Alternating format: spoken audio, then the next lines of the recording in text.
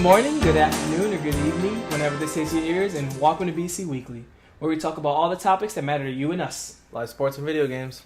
Remember, you can find BC Weekly wherever you pick up your podcasts, so whether that be iTunes, YouTube, or SoundCloud, you'll find us. And we'll always put the link up on Facebook as well. I'm one of your hosts, Chuck. I'm the other host, Brandon. And, Brandon, how was your day?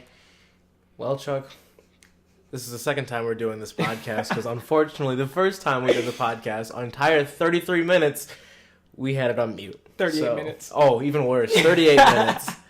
So, yeah, this is our second time today. It's a little rough, but we're getting through it, you know? So, to be honest, I already know how Brandon's day was. He went to Maroonsy today, and he noticed that one of those big inflatable rides, the ones with the... So, it's like a circular arena. It's kind of like an inflatable circular arena, and then there's 4 different platforms. And so, people stand on the platforms, and there's like this sweeping arm that like goes in a circle, and you gotta try to jump over it. It's kind of like a log, if you will. And he made a really good dodge, and people were impressed. I did. I was in my work clothes, so I could not jump efficiently. A lot of my legs. My legs got so many of your legs. All of my legs. All 6 of them, right? My legs got just... They were tighter pants, so I couldn't stretch them out fully. So I couldn't jump the way I normally do, and my jump wasn't clear. I hit it, fell down, and I saw the pole coming straight to my face. So reactively, I just ducked down, and I dodged it. A lot of people saw it. They were like, dude, you had such great reflexes. It was kind of cool, you know. So what I've gained from that story that I didn't know last time is that you had on tight pants for the ladies. Tight pants for the ladies. Oh, you know those work pants. Got to show the butt off. So this is going to be the test of our true friendship. How was my day, Brandon? What did I do? You went to work today. And what did I do at work? You trained some people, and then you go, well, not really train some people, but help some people out. I don't know if that was quote by quote, but it was pretty darn close. It was, all right. No, so what I said was, do you notice how this is so one-sided? That I remembered his day entirely. Okay, I could describe the mechanism. Mine was more eventful. Eventful? Yeah. My day was eventful. I said, I went to a training, then I said, well, I didn't get trained. I trained other people. That's what I said. That was close. That was, you did, I said you were training, or you didn't actually train people. That was close. I was close. Y'all think I was close? I think I was close. I don't think he was close. All right, fine. Whatever. Fine. I'm sorry. All right, so for the second time today, let's dive right in. And Brandon, start us off. I have no idea what the topic's going to be. You know what? My topic was, I was thinking about our youth, and I wanted to know, Chuck, in elementary school days, what was your favorite recess activity? Recess activity. And so there's two... Okay, so there's really one thing that I did, and it's honestly, I did it with my brothers a lot too, so maybe it's just something I do with my friends. But there's one thing I'm going to speak about very briefly, and that was a game called Overboard. And we invented this, I was in 5th grade, I think, when it really started to kick off. And I know the kids after us did it as well, until they had to, like, the lunch lady said, stop, you can't do that game anymore, it's too bad. But basically what it was is, so we all know those big jungle gyms that we had in the playgrounds when we were kids, right? You can climb up of them multiple ways, there's multiple slides going down and stuff like that. Well, the objective of Overboard was you had the team that was trying to stay alive, and the team that was, for lack of a better term, trying to maim people. And the team that was trying to maim people, their objective was to literally rip people down from the jungle gyms and throw them on the wood chips. So whether you're like going through on the monkey bars, people will come through and try to rip you down. Whether you're trying to climb up the slide, people will push you over the slide. It was very violent, a lot of fun. And it's like one of those things that obviously we just arbitrarily made it up. It's just a game of kids being capricious and just doing it. And it stuck. It literally stuck, and it was a lot of fun. But that's not the game. That's not what I think about when I think of recess when I was a kid. Whereas most people were civilized and played basketball, maybe some civilized hopscotch, maybe a good old game of tag. What me and my friends like to do is we like to fight. And I don't mean fight in the form of we're actually mad at each other, like let's scrap him, but like oh, Dragon Ball Z, let's try this move. Can you take a Kamehameha to the face? You're like, can I spirit bomb you in your ear? Like, let's scrap. Or like when Tekken came out, and I think it's Jin. Do you remember Jin had that one move where he would jump and like kind of do like a kick like with his leg, but like spinning on his foot, kind of like a. Oh yeah, I do know the move. Yeah, I don't really know. He's like on his tippy toe on one leg, and then like he's the other foot, and he's just like doing that. Yeah, like, kind of looks like a helicopter. Like, yeah, it's one like leg. a sleeping kick though. Kind of like if you know Street Fighter with Ken, how he does not his Toyoken, or you know what I'm talking about, but when he like spins the leg, kind of like that. So we would be doing things like that to each other throughout all of recess. So fighting, basically till the lunch ladies came over and said, "I told y'all to stop fighting," and we'd be like, "Oh, sorry, Miss Judy," and then we would like wait for her to go, and then we start scrapping again. So that's what it was. Nothing too serious, but that's literally what we did at recess. What about you? Were you more civilized than us? No, we also made a game. So my favorite game in recess was, it's going to be a little basic, kickball. I love kickball. Yeah, we had basic. Like recess basic. Like the show Recess literally spoke about kickball. That's as basic as it is. You are right. But we had two versions of kickball. We had the standard kickball that everyone thinks of. 3 bases, basically baseball. Ooh, what's a basketball? Basically baseball, just with kickball. So that one's fun. That was a lot of fun. I enjoyed that. But we also had a different version. Now, was it actually called kickball? We don't really know, because this is another one of those like kids kind of made up on the spot thing. Mm-hmm. So what it is we're basically on this court, about a basketball court. I mean, a little wider, because it was just there was a black top that we were on, but it had a line down the middle, and there's a basketball court on one side, and then like 4 square on the other side, and all this other thing. But it was a black top that had a line down the middle. And we had a whole bunch of balls, whether it's soccer balls, footballs, kickballs. Oh, so it's not just kickballs. No, it's a myriad of balls. Yeah, it was a lot of things. And we split into 2 teams. They weren't even, obviously. Like, we kind of just went on whatever side your friends were on. Mm-hmm. But we would have these balls, and our goal was to kick them to the respective sides' grass. Now, whether it was kicking them straight or kicking them high, that kind of depended on the person. But the other team was trying to block these balls before they got to the side. And most of the time, they were just kind of standing on the very edge of the blacktop, catching them if they can. Sometimes we'd go out to the grass, because we like, if you caught it before it hit the grass, we'd still count it. Mm-hmm. So we weren't always on the blacktop, and we weren't really following rules like that. So if you caught it, it didn't count as a point for the other team? Correct. Okay. So we were kind of just, we'd be all over. It was really flexible. I don't think anyone actually keeping track. Everyone was just trying to kick the ball, We were kids at the time. So. I just imagine all these kids like lined up, getting pelted with balls, like, take it for the team, Johnny! Take it! Why didn't you stop that football with your face? Yeah, it was basically a less extreme Red Rover. Yeah. So a lot of people would either try to kick it directly towards them and get it through, or what most people did was try to kick it high and over them. And we had this one guy, one of my good friends. His name was Kenny. Shouts to Kenny. He was an athletic kid at the time, and he could kick this particular ball. It was a red soccer ball that was slightly deflated, and I remember this. A slightly deflated red soccer ball? Yeah, but because it was slightly deflated, you could kick it really high, and Kenny could kick the highest. So every time we got that ball, we were like, "Oh, it's the ball!" Like, because everyone knew that ball, because everyone wanted to kick that ball, because you could kick it so hard and high. But we wanted the point, so we gave it to Kenny all the time, and Kenny would just launch that sucker. And like, granted, we were in elementary school, so we were really facetious at the time, because I remember thinking that he could kick it as high as the flagpole in their front yard. There was no way he kicked it that high. Like, our flagpole was high. But I was just like, oh yeah, obviously, like, that's how good he is. He can kick it as high as the flagpole. I remember telling a whole bunch of 5th graders that, so they gave him the ball, and he kicked it, and granted, he kicked it high, but they're like, it wasn't even anywhere near the flagpole. I was like, you guys are stupid, you don't know. And, kid stuff. But it was just a really fun game, and it was just one of my favorite games growing up, because that's what we did. And it wasn't just for, like, a couple Kenny resources. The OG. Yeah, like, it was years. Like, we played this game for years. Oh, wow. Yeah, so it was a lot of fun. So we got kickball and then like dodge these balls I'm kicking at you. Those are your two versions. You know, of we kickball. we really didn't have a name. Like everyone just kind of knew. You know, we recess would start. Want to play fake kickball? One person would kick the ball, and we're like, "Oh, it's on!" Like everyone just got to their respective sides, and we were just like, "Let's go!" And you know, so. All right, so okay, kickball, that's a sport, and what's interesting is so Kenny was the one who really, for at least for your team, he was your centerpiece, right? Yeah. He was the one who you needed to be like, if Kenny gets that red ball, it's on him popping. Even though we don't know how we score and we don't know how the points work, we know that we might score some fake points. As long as it goes high, that's a point. Right? Okay, so we know we're going to do some high point stuff or maybe whatever. So for your team, Kenny was a centerpiece, right? Correct. What I want to speak about for sports is we know that, and for different sports, there are different positions that carry more weight, that people put more value on, more emphasis on. So for football, obviously, it's the quarterback. People think without a quarterback, you can't win in championships. In a lot of ways, that's true. If you don't have someone who can play call, audible, can recognize the defense, can make the people around them better, you know, you'll have a tougher time winning.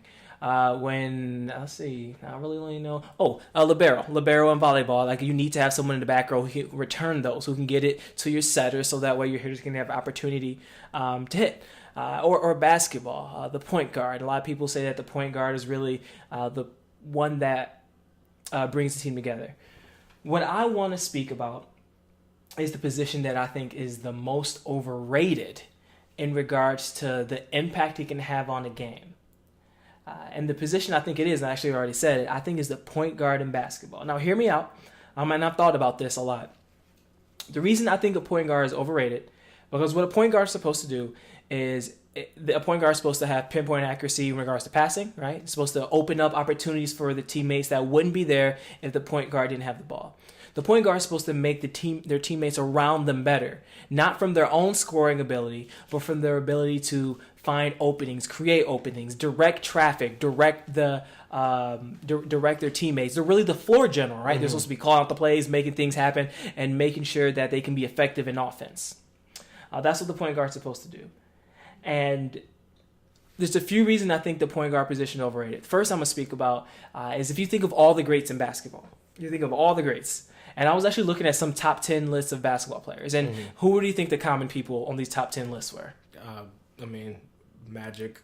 Are we talking like all players? Just any players, yeah. Okay, Magic, Jordan, Tim Duncan, Kevin Garnett, Kobe, LeBron. Yeah, D-Wade. I mean those are some names, and so I saw a lot of Kareem, obviously a lot of Jordan, a lot of LeBron, a lot of Kobe, Bill Russell, which I would argue because the league was completely different then. Wilt Chamberlain again, the league was completely different then.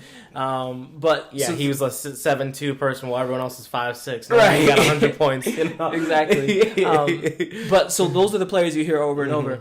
And out of all of those players, the only point guard in there is Magic Johnson. The only one that was consistently in these top 10 lists I was looking at. Even if I'm thinking about the top 10 players, the best point guards I can think about like when we think of like the legends, the ones who really stick out, the ones who could do it, would be Magic, who could be another position because he's huge, right? He's a point guard because of his skill set, not because of his size.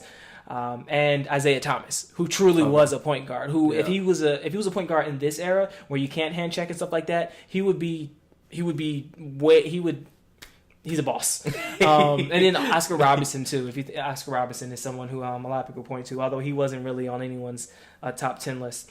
But if you think of all these players, really there's no point guards. And the reason being is if you think of the best players can do everything a point guard can do from another position. So let's talk about LeBron James. LeBron James is someone who's he's a 3. He's a small forward, I believe, and he literally can do every single thing. I might get some stuff for this that Kyrie can do, but better.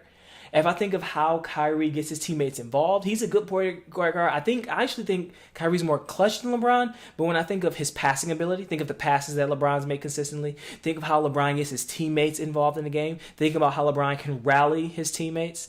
He does those better than any point guard he's worked with. He does that better than who did they have? I think they had Chalmers and Shumpert when he was at the Heat. Obviously, he does it better than Dellavedova when he had him, but I think he does it better than Kyrie as well. And if you think of other players, if you think of like Tim Duncan, now he has Tony Parker with him. Tony Parker, who is a legendary point guard, right? Yeah. Legendary point guard. I would still say Tim Duncan had more of an effect on that team than Tony Parker did. Tony Parker, again, take nothing away from him, but who was the cornerstone of the Spurs? It wasn't Tony Parker. He was a big piece of it, but Tim Duncan is what made that franchise what it is. Yeah. If you think of the Lakers, it was the Lake Show when Magic was there, but after that it was about Kobe. Who was Kobe's point guards? Ooh, that's a good question. I don't know either. I literally don't know either. Wait, hold on. I feel like I do. Oh, see, because now I'm thinking. Is the funny thing is I'm not actually thinking about like, yeah, I know the guy. It's more like I remember seeing his name on 2K. And that's fair. That's fair. Now, while there are quality ones like Steve Nash, and I think Steph Curry will be looked at as a legend going forward, depending on how Curry's career goes, he'll be looked at as a legend. But I just feel that the point guard is overrated because what point guards do can be done in other positions. The last thing I'm going to say about this is look at Russell Westbrook. He is a point guard.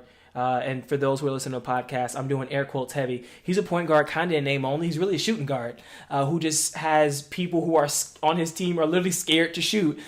So he does all the shooting. And when he passes it to him, he's like, take a shot. I need to get my assists up. Like I feel like that's what it is. And even when he had Kevin Durant and he had James Harden and he had Serge Ibaka and he had other pieces who were there with him, he was still taking shooting like he is now. So even with a point guard with talent around him so he can't distribute, he was still out here just shooting like a shooting guard and playing the game as a shooting guard would as opposed to a point guard. So those are my thoughts. A controversial thought. I understand that. But those are my thoughts in regards to how we overhype the point guard position.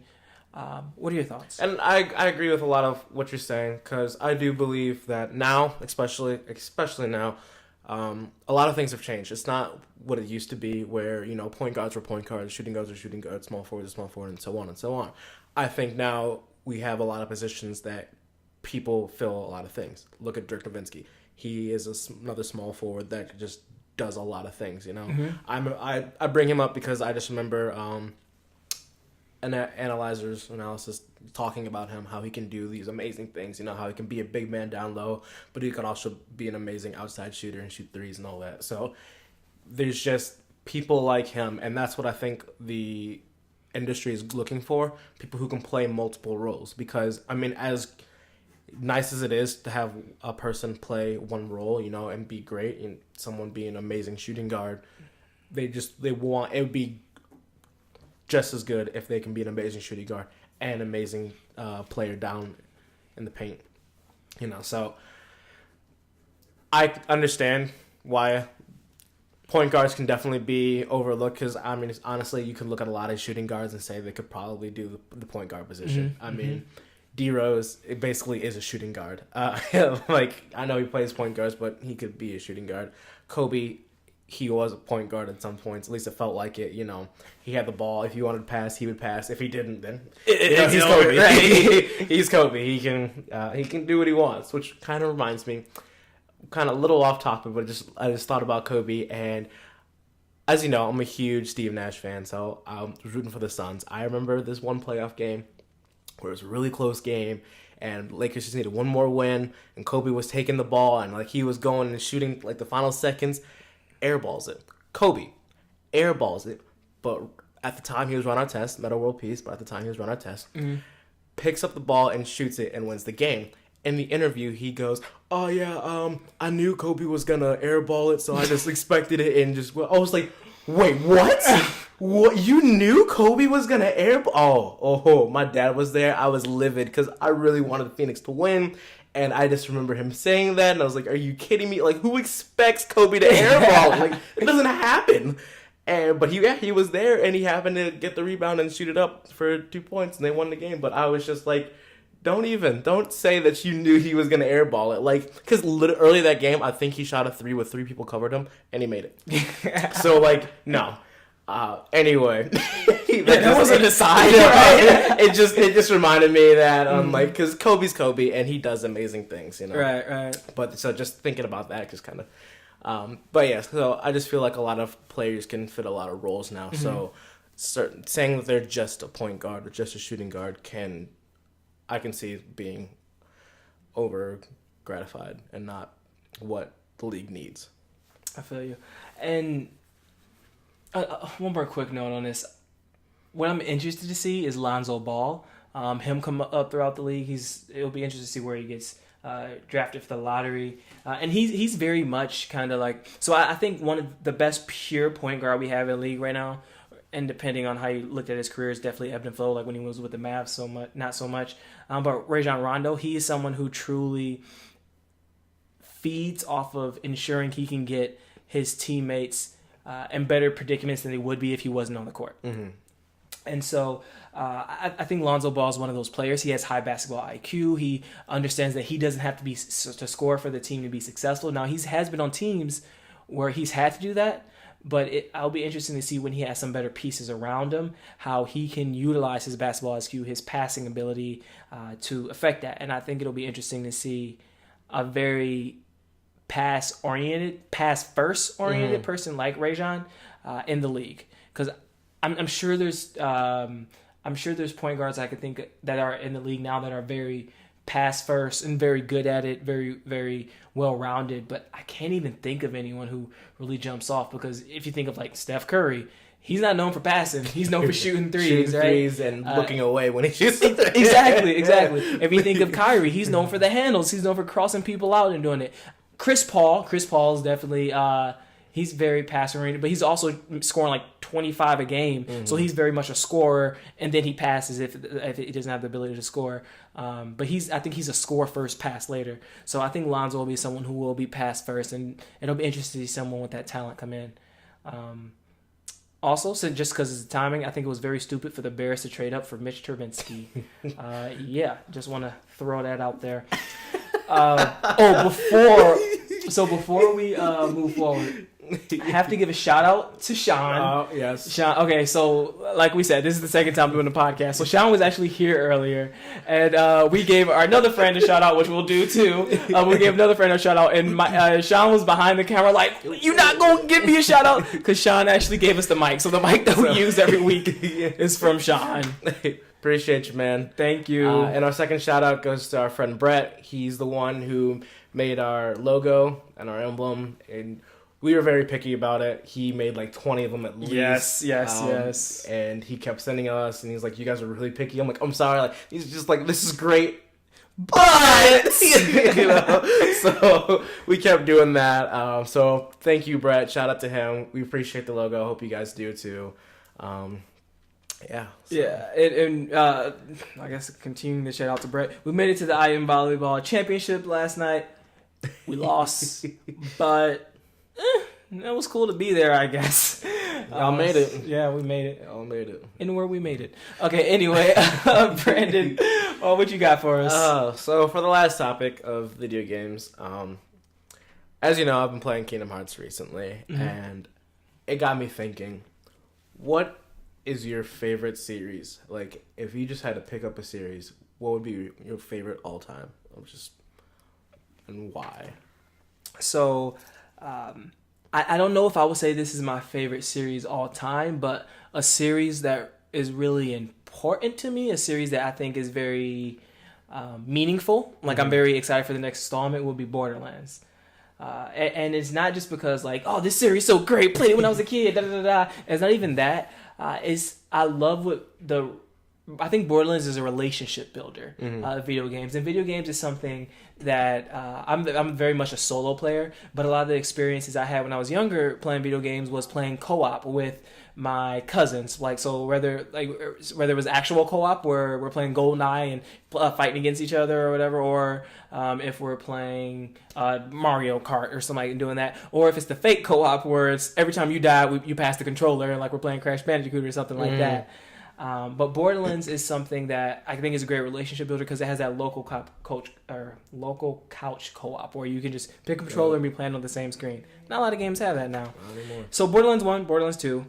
great stories, right? Yes. Especially Borderlands 2 with Handsome Jack. I love Handsome Jack as a character. Like, I'm not gonna lie, have listened to just sound bits of things that have happened in the game, just him talking, just because it's hilarious. It really It is so funny.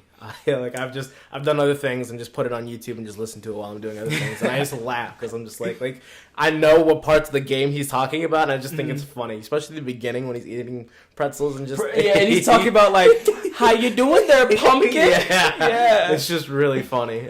So Jack is such a well-developed character, and I really like the pre-sequel because they add more layers to him. Now, I don't think the game... It's a very different game. It's kind of like more Borderlands 2 except in low gravity, right? Mm-hmm. And they add in lasers. So it's not everything that Borderlands 2 was, but the character development in Borderlands... and obviously no first-person shooter comes close, right? Because it really is. It's a first-person shooter that's wrapped into an RPG. Yeah, the closest thing they've had to it was Destiny, but that's a whole other topic that we're not even gonna. Yeah, we will talk about that at a later date. Y'all not getting my money, Destiny 2. It's not happening. You not getting my money.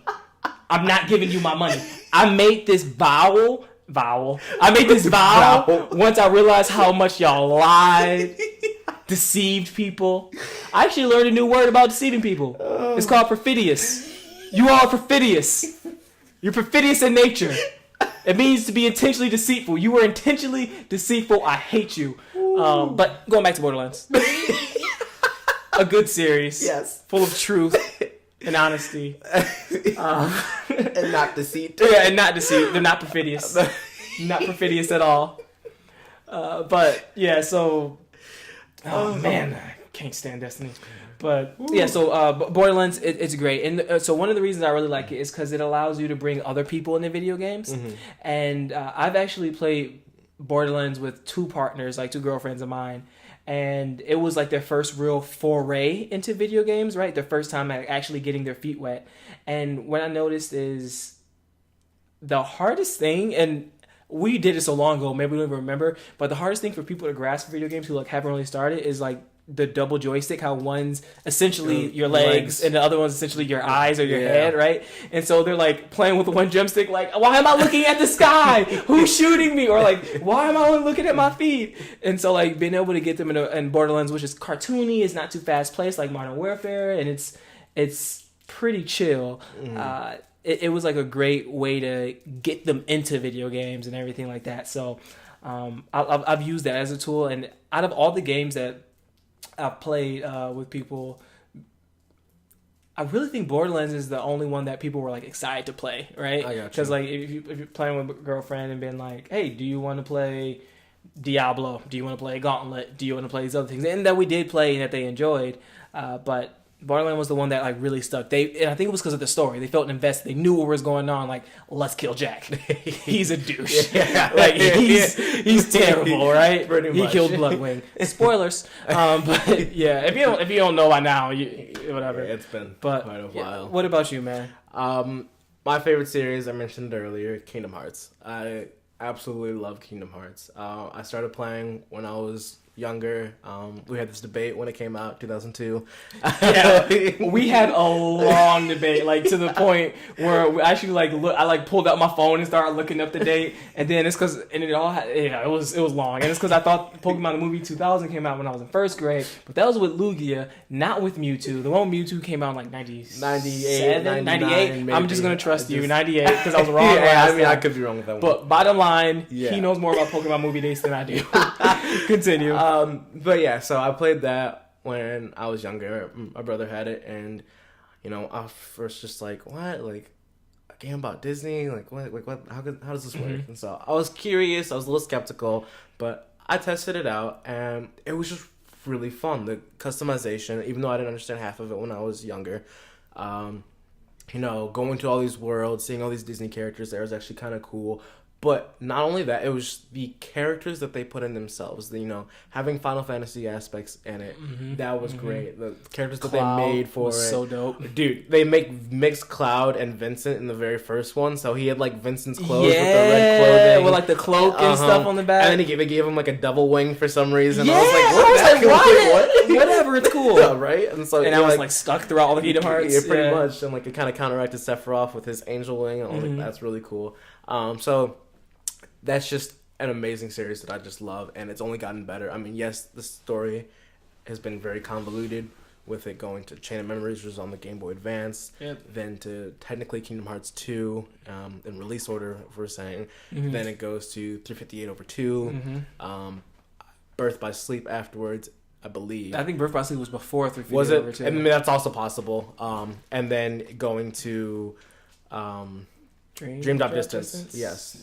And then that's if you don't count, Coded in there too. Oh, Coded was also there. And this much canon at the end. Like, pretty much. Like, the most important part was at the very end of it. And then you also have Kingdom Hearts. It's like Key or something. I don't know, it was a phone game, but they renamed it in the American release of like Kingdom Hearts Unchained. There are some scenes in it that are in 2.8 if you've played that. It's a lot. They're a little bit of everywhere, and it can be a really convoluted story. But once you understand it, and like once you finally realize the flow and see the story, it's amazing. And like, yes, it takes a lot, especially if you weren't blessed like I was to have 6 systems. Yeah, multiple systems that you needed. You're missing out on a lot of games. And yes, some of them do cover other games, and especially Dream Drop Distance. I think that was a really well put game because they had synopsises of each Kingdom Hearts so far, which I think was really needed just in case, everyone loves a good refresher. Right. But just the game series in general, I love the customization in 1, and then you hit 2, and 2 was just amazing, 2 was just short of a masterpiece. I don't want to say a masterpiece, but it was such a leap from the first one. It was such a phenomenal leap. And just them adding in like the triangle with the reaction time changed the combat. Was huge. So much. The drive forms too. Reaction time in itself drive form was just a bonus. Yeah, I honestly believe drive form. But reaction time. Reaction time was such a huge addition because it also added interaction with triangle. If you remember in the first Kingdom Hearts game on PlayStation 2, if you had to open a treasure chest or talk to someone, you had to scroll. No, it would change your attack. I'm pretty sure it would change your attack. No, I think it would change your magic or... Would it? Okay, well maybe. No, I think it was changing I'll trust you. I'm just going to trust you. Yeah. Well, you're playing... You just got done playing one, didn't you? The thing is, though, in 1.5, they've added the reaction button in there. So, like, all the interaction of talking and opening things is still triangle. That's what I'm saying. On PlayStation 2's version, I believe... I could be wrong. I believe your that attack it was to talk, yes, or to open, and that caused a lot of issues because if not perfectly in front kind of like Final Fantasy 15 with their jump button. How have you not learned? How have you not learned Square? Square. You telling me Final Fantasy 15 was in production for 10 years. 10 years. Ooh. And you did not realize that, hey, the jump button is kind of the button that you use to interact with everything. And, it doesn't recognize when you're by stuff. And so I'm just going to be jumping in front of this door trying to open it for a good 2 minutes. Continue, Brandon. Yeah, so they changed that and they made that was reaction. So stupid. Why didn't they do that? I'm sorry. I'm just like... you on a rant today? Yeah, I'm taking over. Oh, man. I should not have brought Destiny. I'm sorry. I apologize. I ticked them off.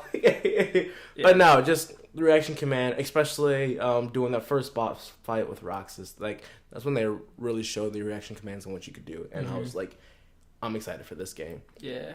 And then how they just changed the combat system. I've mentioned before, Nomura kind of, in his mindset for Kingdom Hearts, he wanted the combat to be something like a kid would do. So they're really basic combos. In Kingdom Hearts 2, he completely got rid of that, and Sora was flipping around. He's not even holding the Keyblade at some points, and then it's just explosions and all types of stuff, and you're just like, oh snap! And the combos are actually just beautiful to look at. You could do these very things well put together, and watch them, and then the fact that they were different every time you had a different drive form was just amazing. Yes. Final Form combos. Yes, were absolutely stunning. Beautiful, yeah. The fact you had more keyblades, or give or take if you played Final Mix's versions. The original Kingdom Hearts Final Mix version had almost the same amount of keyblades as Kingdom Hearts 2 did, and especially with the Final. I don't think they added another one with Final Mix, but I don't remember. Either way, it's just been an amazing series the entire time. Yes, there are Kingdom Hearts games that I like more than others, but there's never been one game where I really just go, no, I hate this game. Like even Chain of Memories, which is the most different of all of them in my opinion. Mm-hmm. With the card system and everything, like there are times when I do dislike it, and as I told you before, I thought I wasn't going to play it again on my 1.5 plus 2.5, but here I am playing Chain of Memories, almost completed the game yet again, because I'm like, it's actually not that bad. And yes, the story doesn't actually progress, the story that they're doing, but it gives you a lot of character development and with the main characters, and I think that's amazing. And so just playing this again, it's just a series that I could just continue to go back and play over again. Like this is my third time, I think, playing multiple of these games. So it's just, I love Kingdom Hearts. I agree. Kingdom Hearts is one of those series that it's resonated with people when they can make multiple of the same release and people keep buying them. So Kingdom Hearts 1 and 1.5 and 2.5 and 2.8 because we're almost there, and people keep buying it because the series means a lot to people. And although I hate when people or companies do things like that, because I'm like, just give me another title, give me another real title, instead of pushing Kingdom Hearts 3 back to 218, 219. Maybe if you didn't have a team working on 1.5, 2.5, and 2.8, maybe they could have put out another. But that's neither here nor there. It like you said, it really is a masterpiece of a series. I remember first time I played it, how much I loved it, how much my brothers loved it, and now my brother's a bigger fan of it than I am. He's played the 1.5, 2. He's played all that stuff, and he keeps really trying to get me to do it, and I'm like, I'll play it when the next actual installment comes out. So I feel like if you were to play them again, 1.5 plus 2.5, and the one they just released on PlayStation 4, that would be the one to play because it's 60 FPS, everything looks great. You can literally feel, at least I can, because like I said, I played the game multiple times. You can feel the difference. The loading screens are instant. You know how, I don't know if you remember, but like if you're transforming into drive forms in Kingdom Hearts 2, like you like do the little pop thing and like it take a second. There's not that doesn't exist anymore. Like it just flows so much better. Really, I actually do remember that because he would be like, and then it would like stay there for a second, and then it would start. No, sometimes they would stay there for a while because I remember like being there. I'm like, am I pause and like kind of like do a slow motion, like turn around, like it was like some Matrix stuff. And I'd be like, and so back in the day, like PlayStation, I would say PlayStation 2, PlayStation 1, when you have to figure out, like, when the game is, like, going slow, the frame is going slow, you're like, did it freeze? Did it not freeze? I'm going to wait, like, 10, 15 seconds. Okay, and I'm going to walk slowly to my system because I don't want to turn it off in it. And right before I hit the button, okay, it worked. All right, cool, it's not freezing. Like, this, like, how spoiled we are now with games. Like, with loading screen. It's been loading for a whole 7 seconds. I think this is messed up. As opposed to before, like, we would just be walking in the hallway and it would stop. And we were like, I'll wait a minute to see what's up. Don't you remember? I'd even play, it was a Tony Hawk game. I'd even play Tony Hawk games, but I think it was Tony Hawk Underground, where it was like their biggest thing was no loading screens or something. That was huge. I want to say it's Tony Hawk Underground. I could be wrong. I know Tony Hawk's Underground. I rember it was like a big deal when it came out. I didn't know if that was like their. I think it was. There's just no loading screens or something like that. Wild. And everyone was like, no loading screens, right? You could play forever. So, well, as always, you can find BC Weekly wherever you pick up your podcast. I guess before I say that, anything to add for the good order, Brandon? No, that was it. Yeah, you understood. Go for it. All right, great. You can find BC Weekly wherever you pick up your podcast. So whether that be SoundCloud, YouTube, or iTunes, you can always find us there. If you have any questions or comments about the show or any topics you would like to have heard, be sure to reach out to us. You can do so at bcweeklypodcast@gmail.com. And you can always leave it in the comments in the YouTube. Thank you so much for listening, as always. And we'll see you next time. Thanks, y'all.